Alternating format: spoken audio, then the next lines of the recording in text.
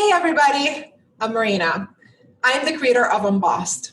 And I've created this space because I wanted to share my thoughts with you. I wanted a space to create webinars and podcasts and series. I also wanted to market my speaking engagements and my leadership coaching skills. My first task is going to be to interview a bunch of females in tech around Chicago, and I'll bring those stories to you. More specifically, I've been targeting the only 40 females that I found in Chicago that are chief technology officers or CTOs out of over 700 plus male CTOs in Chicago. And I haven't even gotten into the POC's number yet. So please follow me, watch them, follow them, encourage other females to stay in tech and be in tech. I hope you enjoy. Thanks. Here we go. Hey, Monica. Hello. Everybody, this is my friend Monica Rodriguez from Costa Rica. Hello. Hi, everyone. So, Monica, you and I were talking, and you just got a huge job in Costa Rica. But before we talk about that, do you want to talk to me about what it was like living in Chicago and hanging out with me? Oh my God, it was awesome. It was awesome, except for the cold weather. But I really loved it. Chicago is a great city. My gosh, I'll miss it. I really will. So you studied in Costa Rica, right? When you were in undergrad? Yes. I did, yeah. I studied here as an undergrad. I started with law. You got a law degree, right? Yes. We and I have talked extensively about the fact that you have a law degree. I'm so impressed by this. I don't know why. And then you decided to go to Massachusetts, to Cambridge. Yes. Specifically. I went to Cambridge in Massachusetts, and I studied business and marketing, international business and international marketing.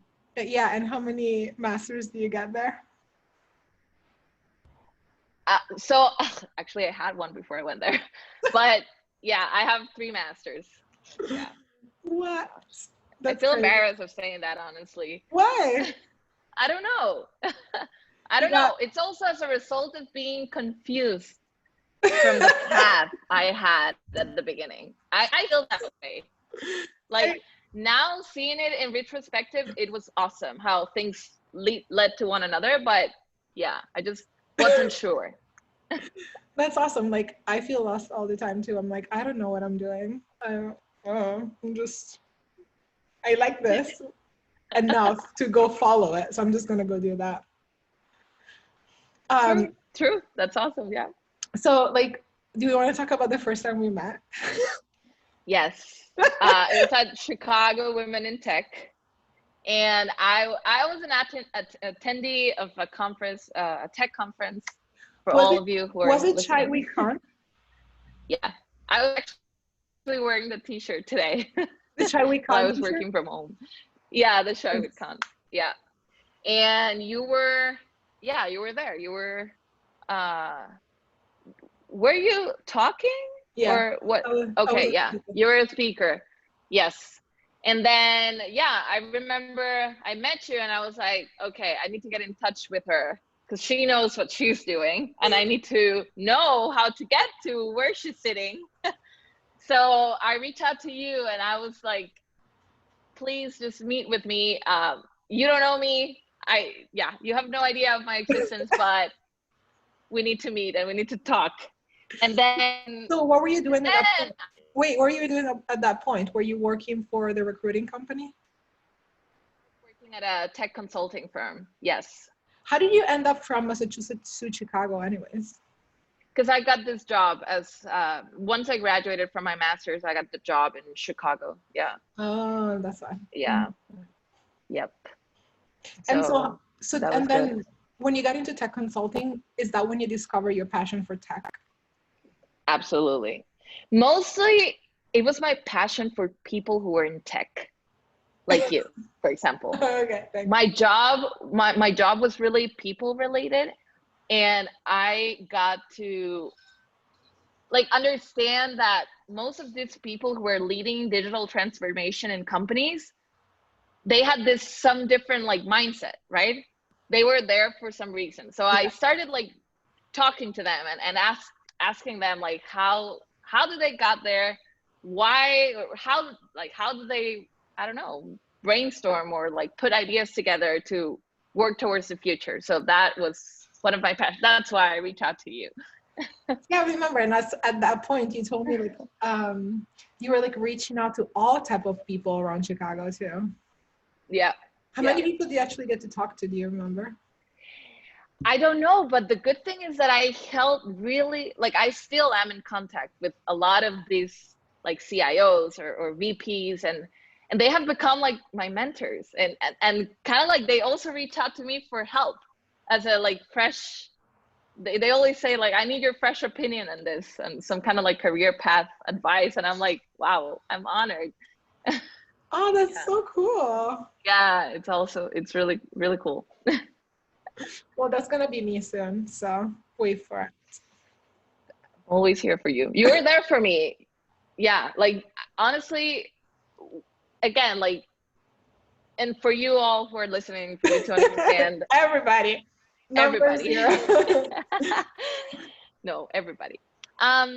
When I reached out to Marina, I was kind of lost because I knew tech was the future, and I knew I needed to somehow get into tech, but I needed to organize the path towards it. I needed to structure the reasoning behind my story and how I was a valuable asset into the tech world with my experience and background. So that was a really good, like great advice and work that you built with me. So thank you. Oh, thanks. But there was a lot of partying and definitely some drinking. A lot of dancing. A lot of dancing. Yes. Some nights that I don't completely remember, to be honest. That's also part. Yeah, we did. The good old times. And then like I want to fast forward too much, but like then at some point you decided you were gonna go to a full stack bootcamp. Yes. Then I realized. Yeah. Then I realized tech was overwhelming me. Like the more I got into the tech world, the more I realized I was already behind. Like the wave, I was too late. What? And I was like, this is too much. I can't start learning everything, so I need to start from somewhere. And I thought, again, talking with a lot of different people, they advised like the best way for you to get your feet wet is starting with a coding bootcamp. That way you're gonna start learning how to think as a programmer and how to, work in the tech world while getting your hands dirty. So that was it. And that was the biggest challenge I've ever had in my life. How long was it? It was 6 months, intense work. And you just graduated in June, right? I just graduated from it. Yeah, actually June 2nd. Oh, that's awesome. Congrats. Did you pass it? Is that there's like a thing that they give you like? I have a certificate. Yeah, I have a certificate. Yep. So cool. Yeah, I did the Northwestern University coding bootcamp. That was good. Oh, nice. So I highly recommend it. Okay, good. Well, we will not add that for Northwestern. I don't think they need it. I don't know. Yeah, true. So I was an international student when I came to the United States in 2009. I went to a couple of universities on an F1 visa. Were you ever on a visa when you were here? Yeah, I was in an F1 the entire time, actually. So what do you think about what's happening with ICE? It's as someone who has deeply suffered all of the immigration pressure, I believe it's unfair for a lot of people. For example, when I had to leave the country because of COVID, I was one of the people affected by it. Even the fact that I had a lease signed was something against my position as an immigrant. I had to leave the country in 15 days, and my condition affected me. I feel the system is completely built to affect you somehow for being an immigrant. So due to COVID, you lost your position here as a technical consultant. And so they gave you only 15 days to leave. Yes, because it was because I was in between visa processes. So at that point of time where I lost my position, I only had 15 days to leave the country. And I remember that was like super stressful. You had to get rid of your lease and you had to figure out how to sublease.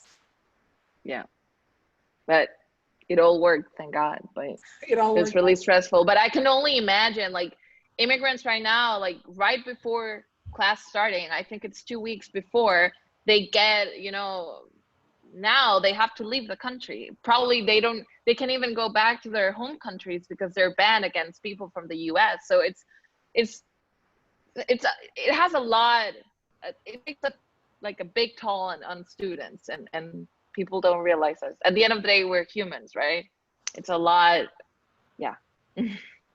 Yeah. Has a lots of implications. Yeah.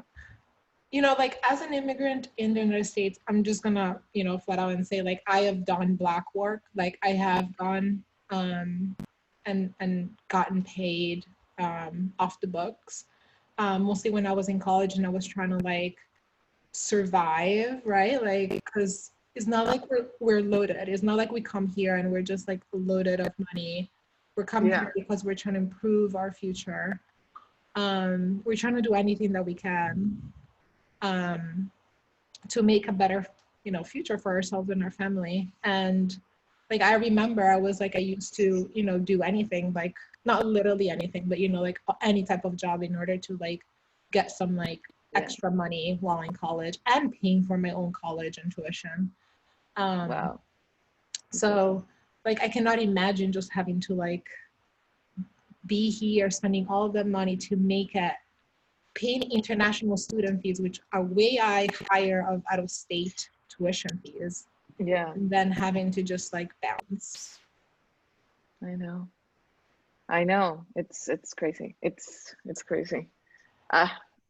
Yeah. I just, I am with all these people who are in the middle of this. I feel I kind of had to go through something similar when I had to leave. It was a lot of stress. Thank God it all ended up working out. So if there's someone who's listening that it's in that same situation, just hang in there. At the end of the day, we'll find something. I mean, but our hands are tied, It's just, we can't. Yeah, there's really nothing we can do. Yeah. Want to move on, talk about your new job? Oh my gosh, yes. Right. I'm excited. Yeah. What do you do? So I just got a job as a e-commerce leader for a company called Pinos, which is the biggest food and beverage company in the region in Central America. So because of COVID, they just launched their e-commerce platform, and my job is now to take this initiative to the next level and also coordinate and strategize the regional expansion. So I'm pretty excited about this world of opportunities ahead of us. And so tell me a little bit maybe about like what does it mean to be an e-commerce leader? Like, what do you do on a day-to-day basis? You just started there, so you're just getting so today, yes. So well, I just started.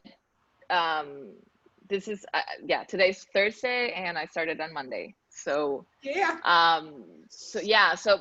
no, honestly, so this is a huge company, and this was built really fast. So my job right now is to optimize processes, to optimize website and logistics and align marketing strategies to commercial efforts and lead different teams of people and just make things work smoothly and perfectly and into the internet speed, which is a lot of pressure to have, but I'm excited. Of course, and you're the perfect person for the job. So they did good. I approve. Good. They did really good. Yeah. They got a good catch. And so like, how is this like maybe your full stack experience how is that helping you in your current job? It's so incredible how things happen in life. But I need to optimize the experience of the user, but not really I myself, but I need to lead the team who's doing this. I need to make sure that it's correctly, and I have to align the vision with what's materially happening. So as someone who has already built or like know how to build a website and a software like this, I already know what elements or what we can do, how we can play with it, or how to optimize the experience of the user into a way of extending the time they are interacting with the platform, or how not to for them to abandon the shopping cart, or different initiatives and strategies. So that has been really helpful for sure. Nice. So like knowing about how to build the technology has helped you also like lead the people that build the technology itself. Yes. Well, again, like this is my first week, but at least like being aware of the technical elements of it. Yeah. You know, to because right now we're on this proposal stage where we are planning about everything we're going to do. So that has been really helpful to have like a third tech eye and being aware of different things that I wouldn't have been if I wouldn't have done that coding bootcamp. Oh, that's so cool. And then all of your experience, I'm sure, lines up perfectly for this role. Like, I mean, your international business experience, or, you know, master's degree, working in the United States, and bringing that experience back to Costa Rica, I'm sure is like huge. Yeah, I think, you know what's funny? And I wasn't aware of this, but so again, I moved to the US 3 years ago.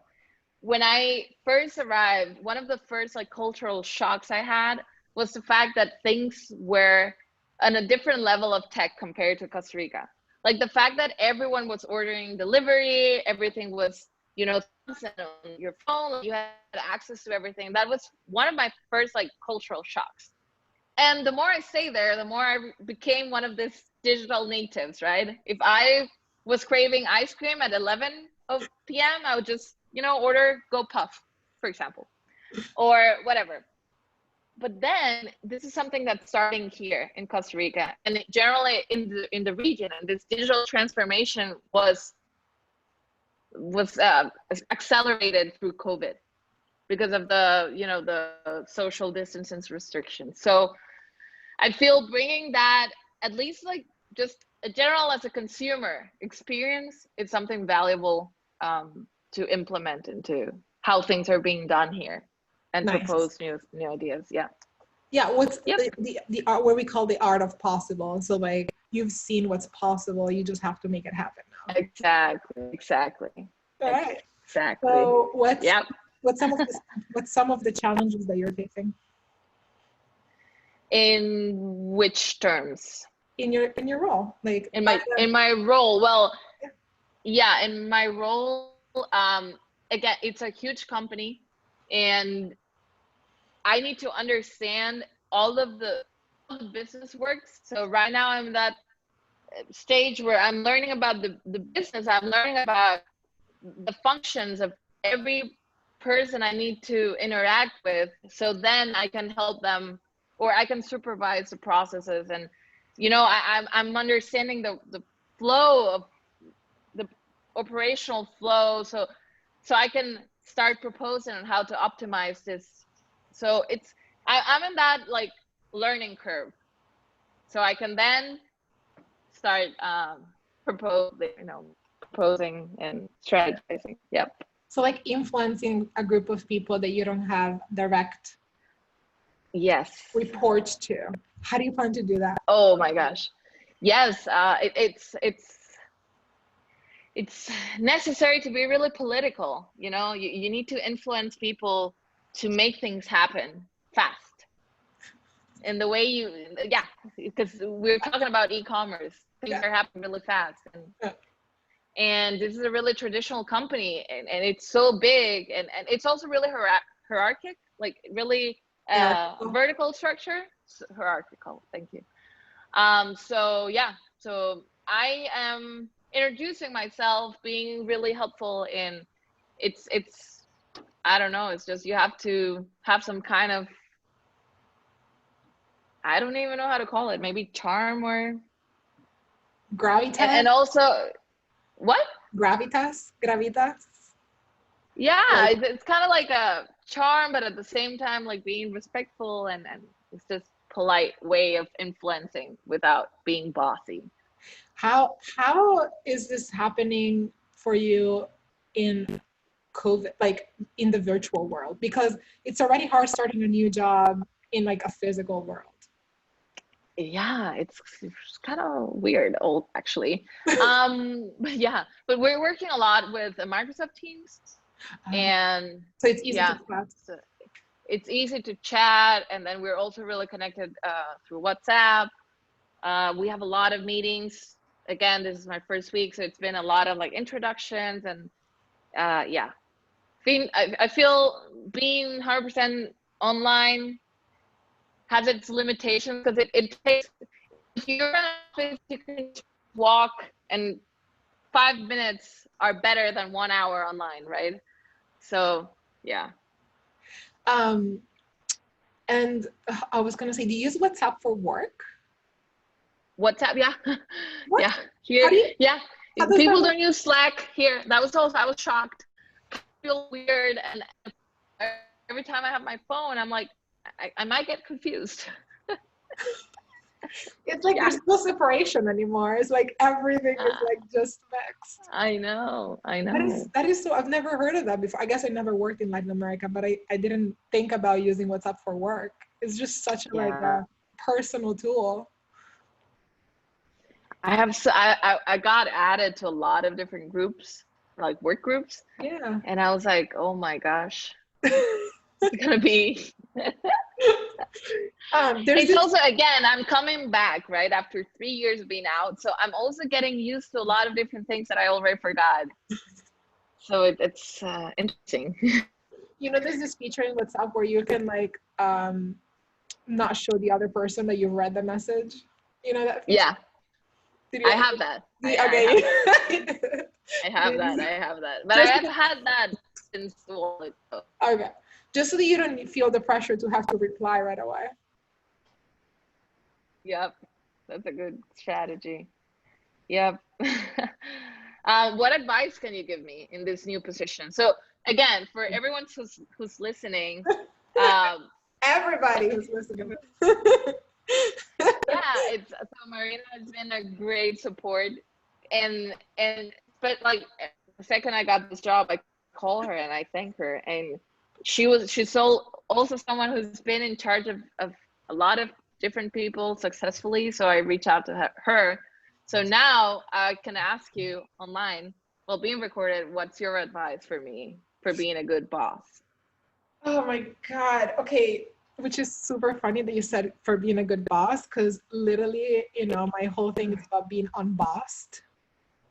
I think like one of the best lessons I've learned about managing people, which is really not managing people, is, you know, you don't tell people what to do. You give people big, hard problems, interesting things, give them a direction, a vision, give them values that they need to follow, and they will just like make your whole shit way better than you would have ever think to do it yourself.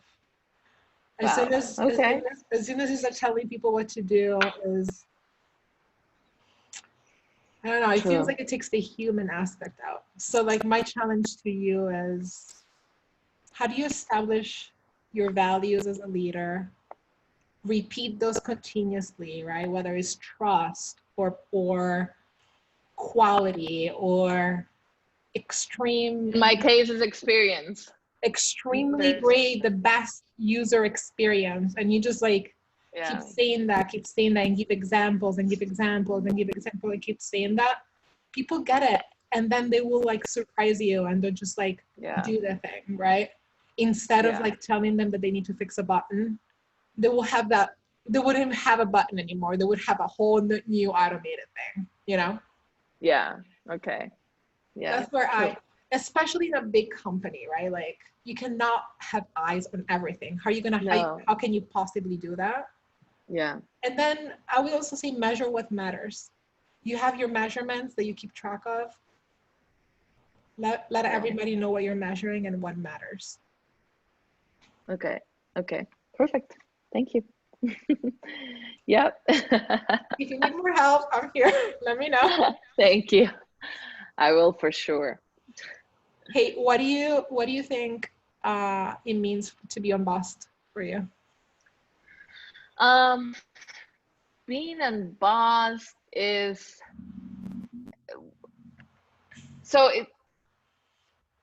for me, it'll be just recognizing where do you want to be, because again, this is talking from my experience as trying to find my path. It has been a 10-year discovery. I think I just landed a week ago. Hey, as long as we land. So it took me 10 years, but I got there.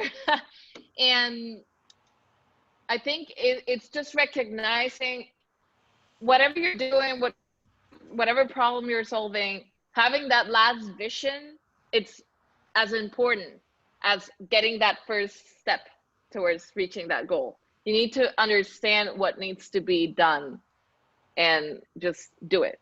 No, it doesn't matter if it takes a long time or whatever it takes, just recognizing the vision, and then you will figure out the steps.